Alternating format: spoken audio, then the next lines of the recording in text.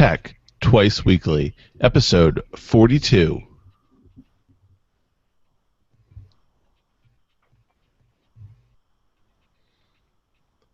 Welcome to Tech Twice Weekly for February 2nd, 2015. This is your source for the most important technology news stories and discussion every Monday and Thursday evening. My name is Ben White, and as always, I'm joined by my good friend Eric Fee. How are things going this evening, man? I'm tired. I want to go to sleep. No rest over the weekend? Apparently not last night. Gosh. Did you at least do something interesting over the weekend? No. It Just not sleep. was incredibly boring. I just wasted. Yeah, actually, I didn't do anything with my weekend either. I literally just kind of cleaned up the apartment a bit and watched TV. Oh, watched the Super Bowl. I guess that was something. Yeah. That's Sports cool. ball was happening. It's okay. Go sports team. The important part is that the Seahawks screwed it all up and lost at the end zone on the 3-yard line with an interception. Yeah, I saw. That sucks so bad. What bothers me as a Seahawks fan is I don't even feel like we lost. I feel like we just gave up. It was like, oh, here's the ball. We didn't want to win anyway. Thanks. We're going to the locker room now. Oh, first there was some massive fight, but don't worry about that. Can't believe it, man. It's sad face. All right, well, enough self-misery about the Seahawks and the screwed-up play that ended the game. How about we get into the top stories? Whatever's clever, man. Alrighty. Well, in case you didn't know, Apple, it turns out, makes a lot of money.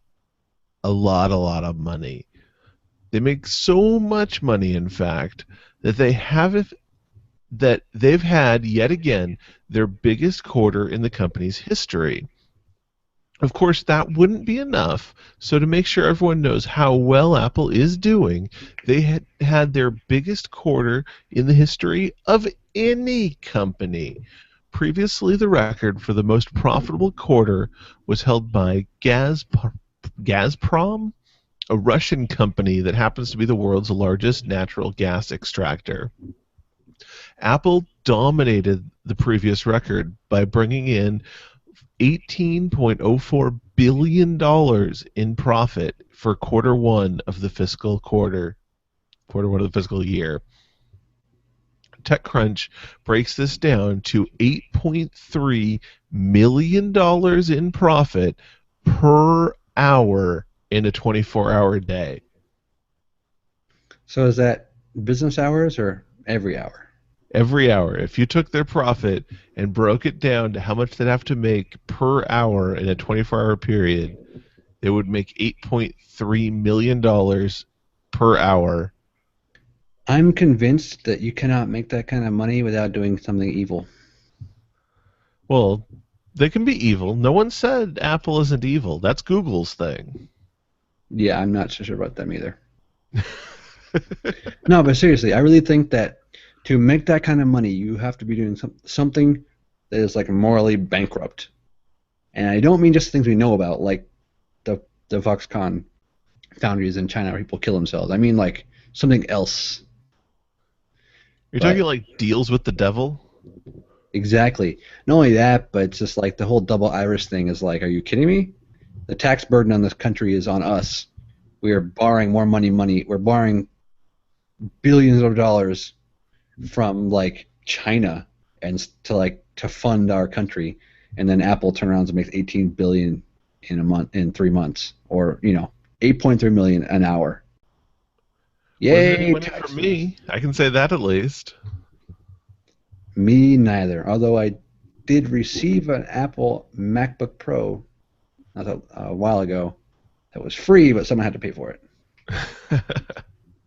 My older brother is funding deals with the devil. That's all I know.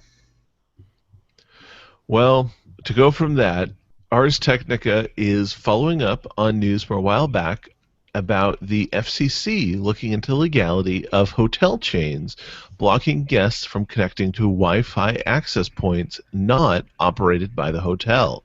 Last Thursday, the FCC issued an enforcement advisory declaring that blocking Wi-Fi in hotels is prohibited.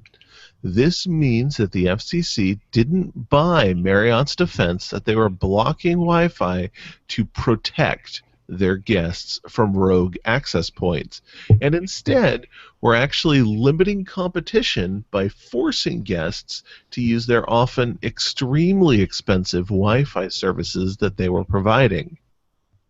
This should be put there. This should, I should say, put an end to any discussion on this topic, as the FCC clearly explained in their advisory statement.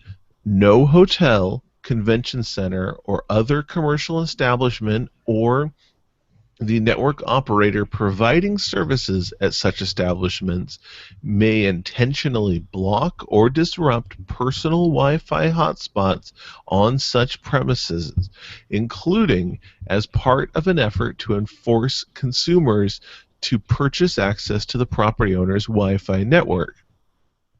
Such action is illegal, and violations could lead to the assessment of substantial monetary penalties.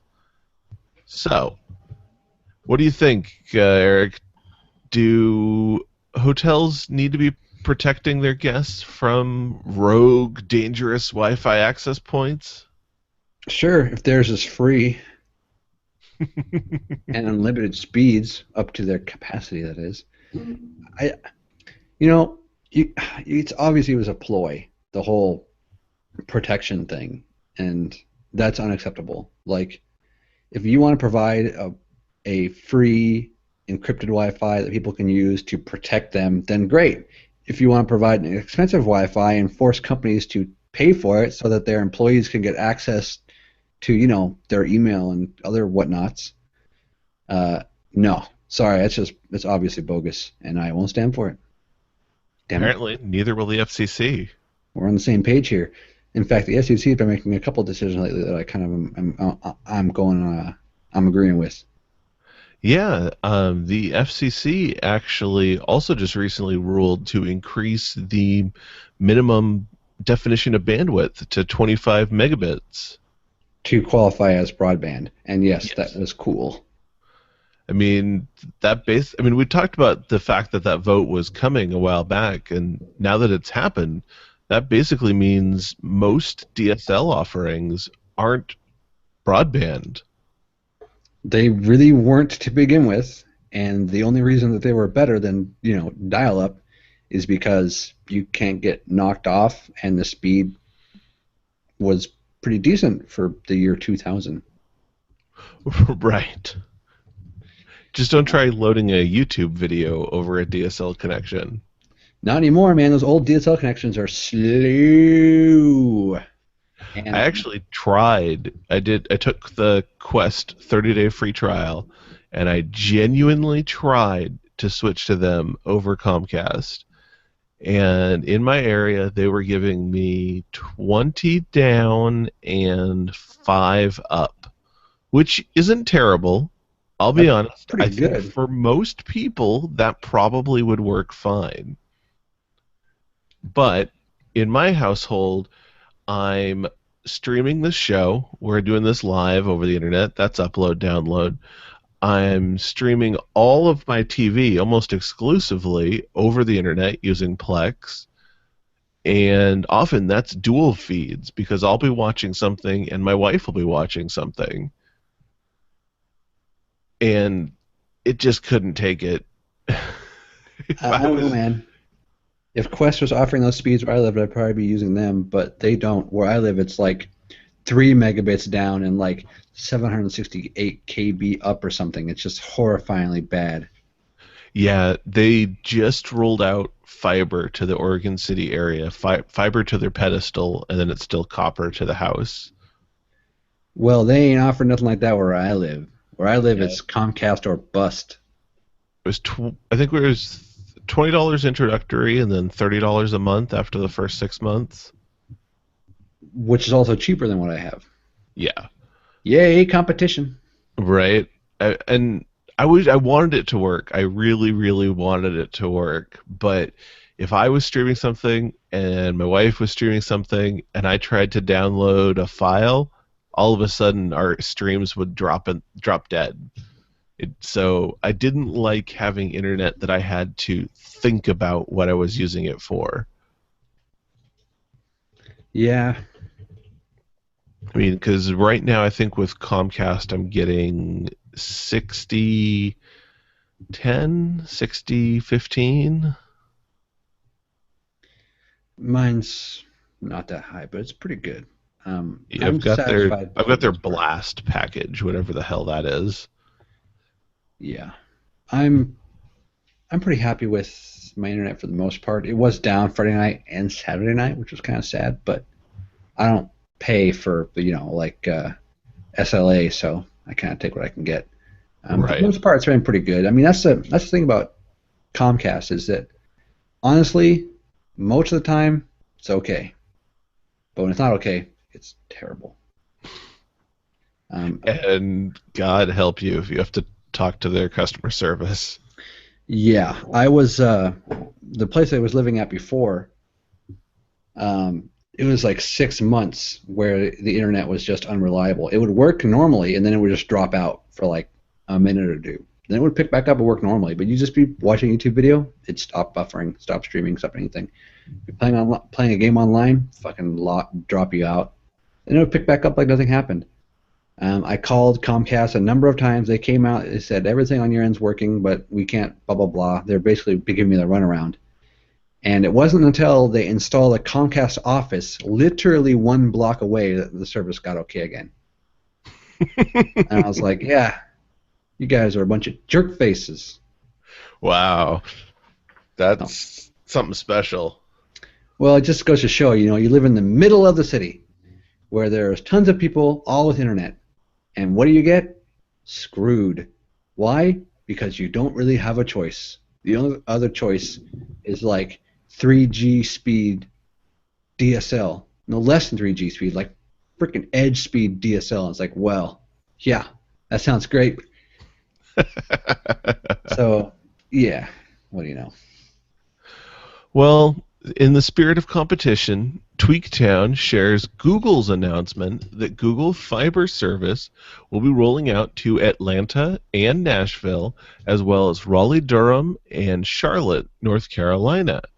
As Google has done before, the Google Fiber rollout will not be to the entire city, but based on fiber hoods that collectively get enough members in their community to commit to signing up for the Google Internet service. Google has also stressed that this is not the end of their fiber experiment either, and that they are still considering several other cities, including right here in Portland, Oregon.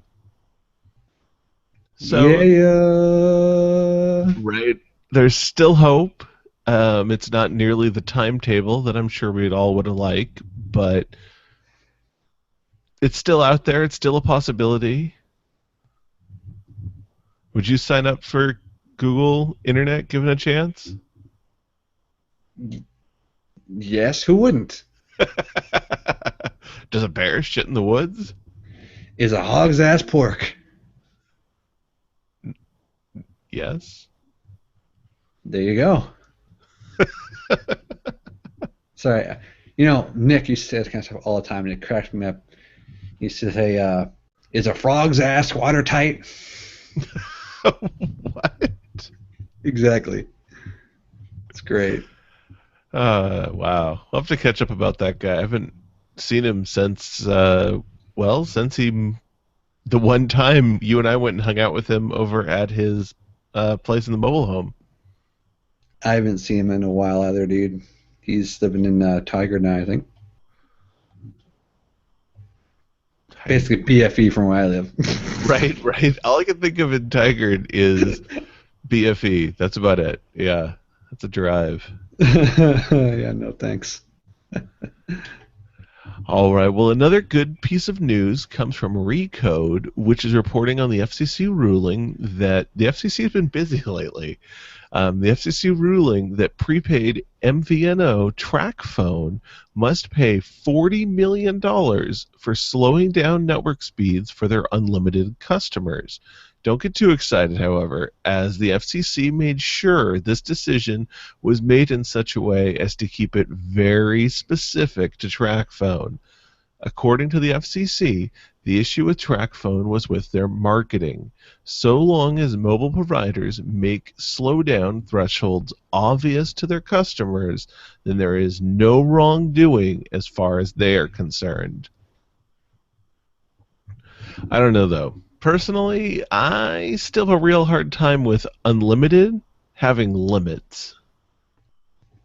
Well, there will always be the physical limits of what is physically capable, and how much you could download or upload if you are using maximum speed the entire month.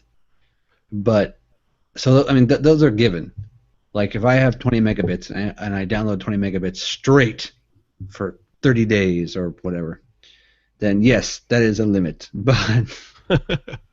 But if they give me unlimited, or they call it unlimited, and they say as much as you can use, go ahead, and then I get a couple weeks in, and then I'm out. I'm like, okay, that really wasn't unlimited then, was it? You jerks. What is this? I've been cheated. Right. It's not about the technical limitations, it's about the artificial limitations. Which you would think, if they use the word unlimited, there wouldn't be any. Right. Because last time I checked, that is what unlimited still means, right? It means nothing. Just like the word natural doesn't mean anything. Like 4G, right? 4G means something. Kind of. 4G is a bankrupt term. Well, you're either talking about LTE or you're talking about HSPA plus or whatever it is. So one term for two standards. Ah, yes. Well, it's not perfect, but I'm not going to run up and down the streets yelling, well, darn, I don't know. Get out of my face. Well, a while back we talked about the super secure black phone that was coming on the market, which claimed to offer a high level of security for a mobile phone. The Register is now reporting that a vulnerability has been discovered in the phone's SMS application. To Blackphone's credit, however, the vulnerability has already been patched, but the security flaw allowed anyone who knew a Blackphone user's phone number to compromise their device by simply sending a special SMS message to the Blackphone. This isn't the first vulnerability discovered in Blackphone, though, with a previous exploit allowing privilege escalation without the user's permission. Currently, no information on how many of these black phones are in use has been reported, making it impossible to know how many people are at risk or affected by these exploits. And if I remember right, these black phones were a couple $1,000s, so you definitely have to have a need for something like this. Well, if you know anything about Android, when you hear the name Cyanogen, you think about the company behind one of the most popular alternative Google Android ROMs. Engadget is reporting that Microsoft has now given themselves involvement with CyanogenMod by becoming a minority investor. Neither Cyanogen or Microsoft has made any official statement on the matter, but Bloomberg shares that according to their sources, Microsoft is in negotiations with Cyanogen to create a version of Cyanogen's custom mod that features Microsoft's services built in. For now, this is all speculation, but hopefully soon the company will announce something publicly about this. And in case you hadn't had enough Android news coverage yet, the team behind OnePlus Smartphone has announced their own custom Android-based ROM called Oxygen OS. Right now, the announcement is on their forums without any download currently being offered, but the OnePlus team is claiming the ROM will be released on February 12th, so hopefully we'll have more details to report on this soon. In other internet news, YouTube has officially dropped Adobe Flash as their default video format for all browser platforms and has begun delivering all videos in HTML5. YouTube shared this information on their YouTube engineering blog, where they also got into more of the technical details of what makes YouTube streaming videos work. If you're interested in the nuts and bolts, I recommend you take a look. We'll have a link to this in the show notes. Personally, I'm a big fan of the Google Now service, but I sometimes wish it could offer me more information.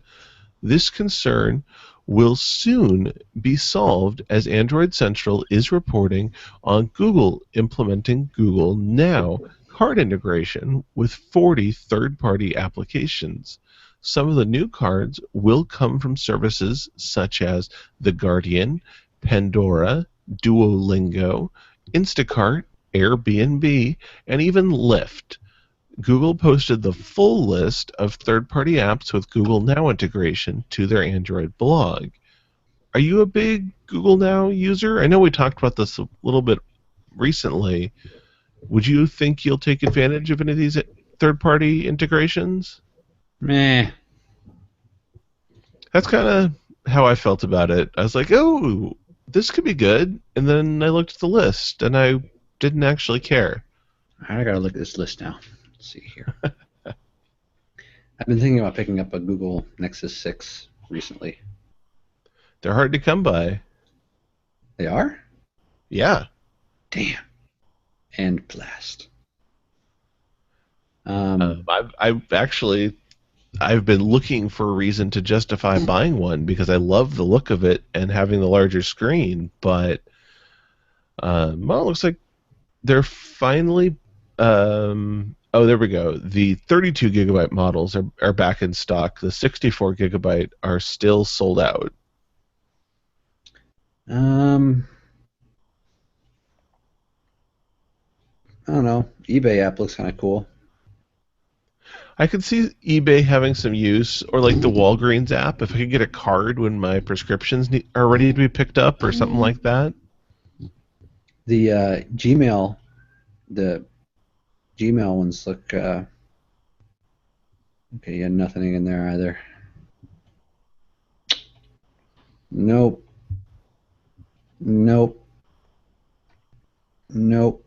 China Air. Oh God, I never want to fly China Air over again. There's a lot of these that are definitely non-US based companies that got integration, which surprised me. There are a lot of airlines as well. Yeah, and that makes sense. I think getting my ticket to show up as a Google Now card or something, or just flight information in general, makes sense. It's pretty nice. And especially some of these fare services, if it could pick up that I'm looking for a flight from point A to point B in a certain time frame and then pop a card up when a deal shows up, that would be cool. Have you Sorry. Have you heard of the recent talk about getting cheaper airline flights by getting one-way tickets that use your destination as a layover and then just getting off there? I have heard a little bit about that, and I know it's definitely frowned upon by the airlines. Well, that's because they give you a cheaper flight from accepting for, quote unquote, accepting a flight to a major hub with layovers versus a direct flight, because direct flights are highly sought after because they're like half as long and they're much more comfortable. Which makes sense, except for the fact that then the flight to that not really used destination costs more than the flight to the major hub, even though you're on the same exact plane. In fact, Right. You're you're on. subsidizing the people who actually that is a direct flight for. Yeah, and it's just like I understand. I understand why it's frowned upon. I understand why they do it, but I also understand that screw that. I realize that a lot of airlines actually have pretty thin margins for the most part, but if their methods were more transparent and I understand what they were going through, then I might be able to deal with it. But until then, until they show me that they are right with data, or instead of just saying, well, reasons, too bad. I will totally take a frowned upon flight that saves $100. Well, and they can have thin margins, and I can understand that, but come on, $12 for a shot of Jack Daniels on the plane? You're making some money somewhere. Yeah, I don't know. And not only that, but with how little they pay their pilots and stewardesses, it's like I don't really think that's okay either. Right. The real question to me, though, is what the airlines have to retaliate. Is there, I don't know their terms of service and whatnot. They can, I suppose, technically decide to not offer you as an individual's flights anymore. They can choose not to do business with you. But there isn't much in terms of legal recourse for them against people taking advantage of this. Probably not. I mean, there also are probably many legitimate cases where people can't get back on their flights for whatever reason. So, and it's like, what are they going to do? And the whole barring people from flying is also a little bit bogus, in my opinion. Right. I mean, it would definitely have to be extreme. You're not going to get hit or even bothered by doing this as a one-off, I imagine. Yeah, who knows? They probably wouldn't notice unless you're doing it all the time. There was a website up dedicated to showing what flights these places you can get by showing all flights that use your destination as a layover. It's pretty interesting. Some people were very upset about it. I think people who are upset about it were the ones who'd been doing that independently, and then now it became a big popular thing, and the airlines are cracking down on it. Yeah, maybe. I don't know. I try not to fly if I don't have to. I don't really like flying. I love flying. I'll take any excuse to hop an airplane. I have been on flights that are like 14 hours in the air, and no thanks. I I'd love to. The longer I can be up in the air, the happier I am. Yeah, that was on a China Air flight. It was not cool.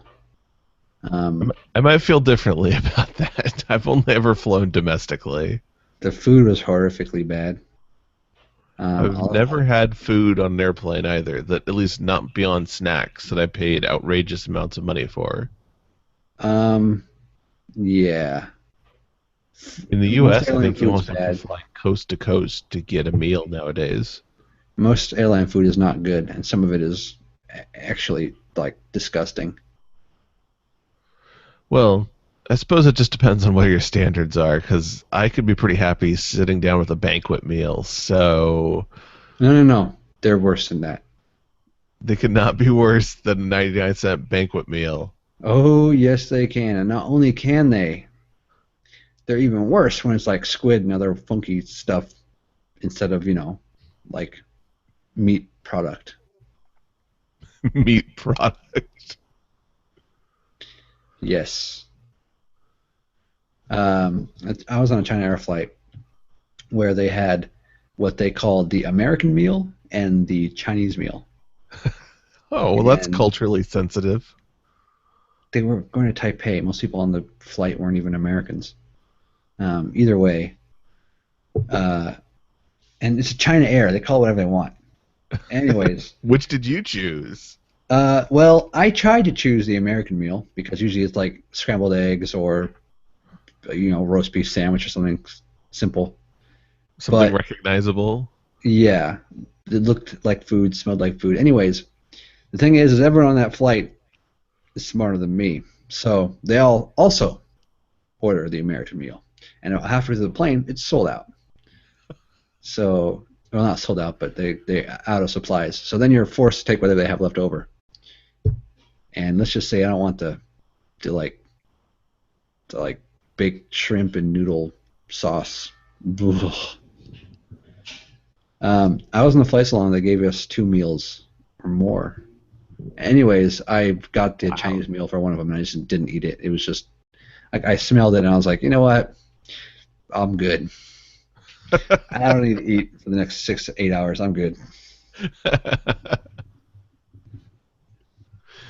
Wow. So, travel tip: pack your own food. You should. That's actually a really important travel tip. You need to pack enough snacks that, like, if you need to, you'll be fine. They'll give you all the water you can drink on the plane. So, Cliff Bars. Lots of Cliff Bars. seriously, be smart. I Cliff will bars keep that in mind. and some Reese's Pieces, and you'll be fine. But just be prepared. I don't know. Wow. I've been on some long international flights. I've flown to the furthest place from where I live that you can get on the planet and back. And I will say that short flights, no big deal. Except for that one flight from California to here with the lady with the barking dog. I want to kill myself. Um, Flying is, in essence, totally dependent on the situation you're in, the plane you're on, the people you're around. And it can be pleasant or it can be fucking horrifying. Well, perhaps why I enjoy flying so much is all my flying has been domestic. My longest flight was from SFO out to the Honolulu airport. Yeah. I think that might have been 6 hours. No, not even.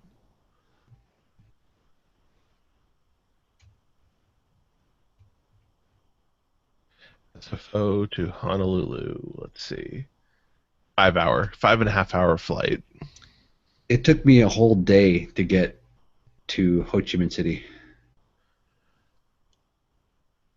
I flew from Portland to SFO to Taipei, Taipei to Ho Chi Minh City, and then back. And the SFO to Taipei flight was 14 hours in the air, not counting waiting around or anything. And the plane flies all the way up the west coast, down near uh, uh, Alaska, Wait, wait, over wait, wait, wait, near wait. Russia. Wait, Oh, wait, wait, wait. You flew from Portland down to SFO to fly north. yeah. I will never understand airlines. They just don't have any planes that go from Portland to Taipei. There is now, though, not only is it less expensive, but it's also much faster. You can get to Ho Chi Minh City by flying from Portland straight to Narita and Narita straight to Ho Chi Minh City. So that's much faster. But just park a plane at the Portland airport that does that flight. Cut one leg out. That's ridiculous. There just aren't enough people from Portland that go there. So So plus, you fly them from SFO up instead of from Portland down. dude, that's longer than it takes more effort than you think because the plane I was flying in was huge. The plane I flew to SFO in was small. Yeah, yeah. I understand. It doesn't make sense logically, but it makes sense in budget numbers when you actually look at it. Well, it's all about fuel and time in the air and stuff, and there's much less time in the air if you only have to fly one plane from Portland to SFO than if you have to fly multiple planes from SFO to Portland and then from Portland out. It's just And SFO is a bigger airport to house those bigger planes. right. Plus, a bunch of people who were there were coming from other airports around the country that don't fly to Portland either. So I'm sure that lots of people getting on that plane were from other places in the country, and they flew to SFO instead. So it's just like I don't ever want to think about it ever again. That's horrible. All right. Well, considering that sidetrack from Google Now, um, we'll now get into our discussion topics for the night. No real products I came across, so we'll skip over that. Find something good for Thursday's show. But the first discussion topic, and we talked a little bit about this before the show, is from Backblaze, and they have been running some hard drive tests to test out the longevity, the lifespan of various different popular hard drives. And they originally started this test. Let me see. I don't think it says when this first started. But anyway, the numbers are as of December 31st of last year, and they had 41,213 hard drives spinning in their data center. Um, and this year they tested a lot of.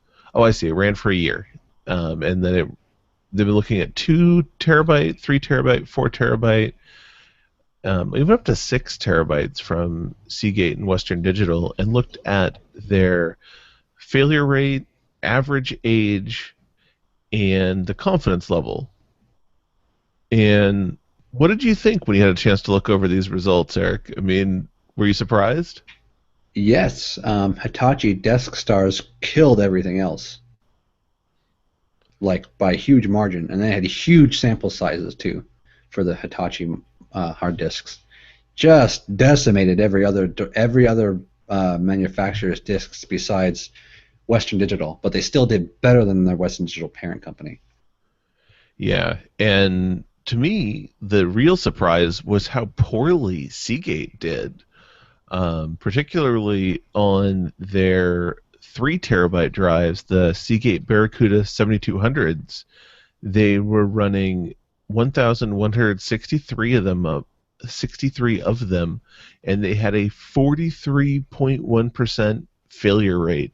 Nearly one out of every two failed. Bad batch, man.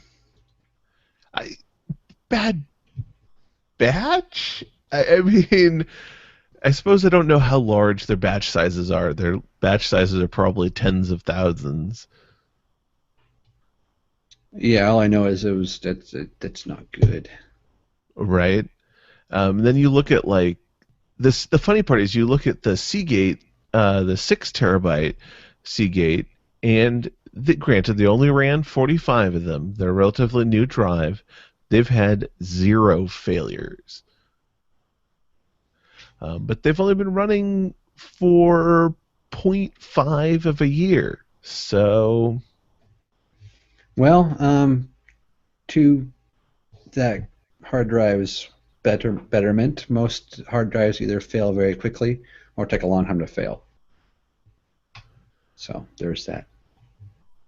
yeah, I mean, looking at Seagate's, or I'm sorry, Deskstar's offerings, they had 4,595 3 terabyte desk stars that have been running for just over 2.5 years with zero point 0.6 failure rate. That's less than 1 in 10. That's incredible. I think I will strongly be considering buying a HGST desk star for my next hard drive. Seriously, me too. It's hard to turn down those numbers, man. They got like 5,000 of like 4 or 5 different models with extremely low failure rate. And I mean, Western Digital did great. I mean, don't get me wrong, and they've got a great lineup of drives. Traditionally, they are the only brand I drive, but that might change. Yep, who knows? But those results kind of speak for themselves in a lot of ways. Death Star has just killed it. And if you look historically, they've actually improved from last year. Last year, they ran the HGST 4 terabytes, and they ran about a 1.5% failure rate with 2,500 drives running. For 2014, they brought in more drives. They had 12,650 drives running, and actually dropped their failure rate to about 1.25%. So that means they're improving. They're not just building the same drives, they're actually making sure to improve their quality control.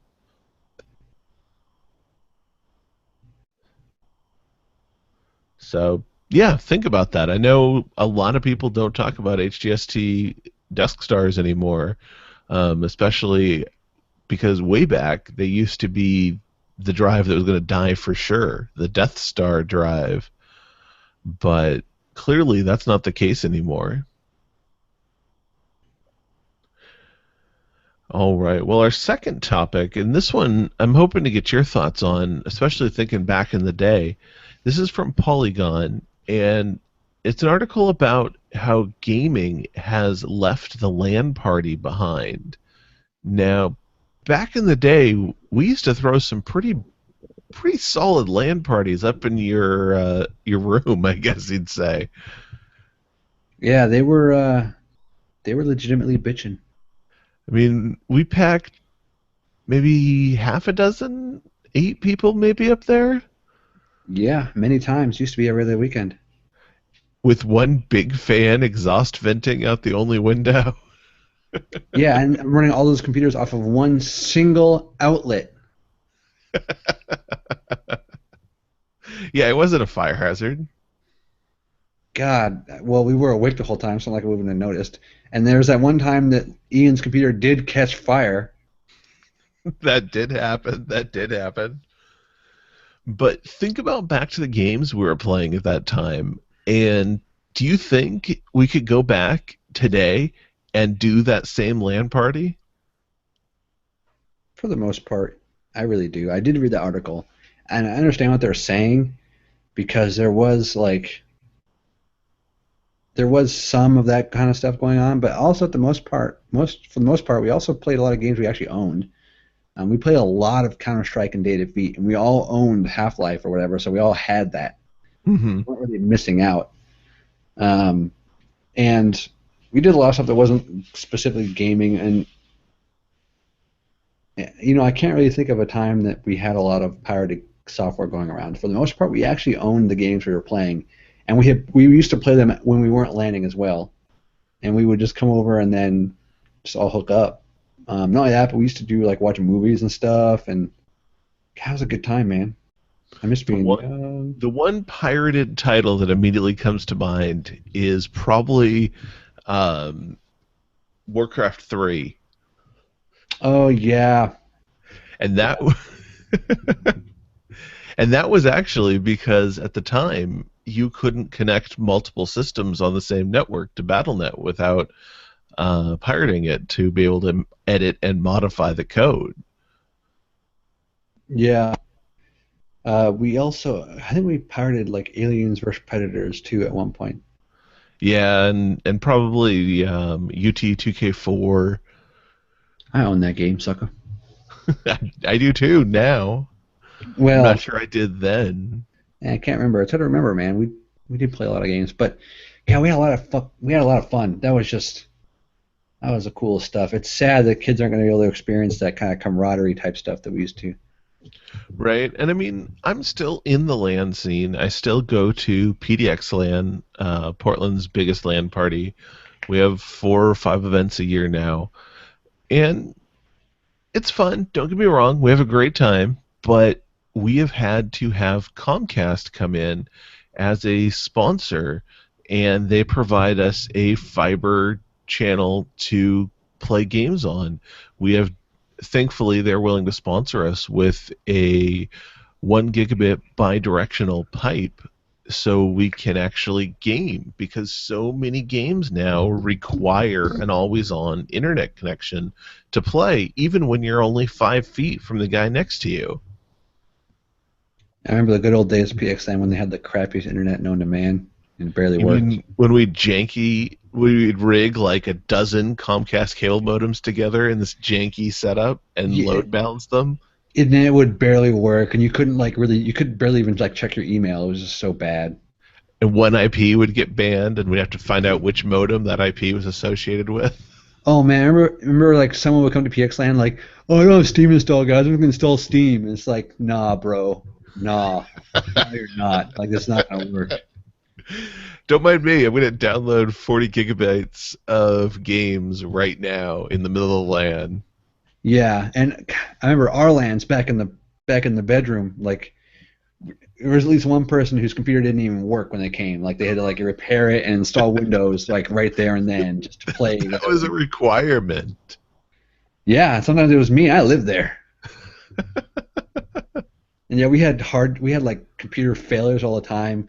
We had like a loaner rig in the place for people to play on, and Well, and back then too. I mean, we were running Windows XP for most of that time, weren't we? Like Windows XP, Windows 2000.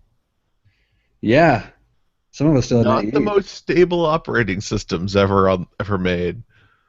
Oh, just like cheapest commodity hardware, old school, crappy, like, oh man.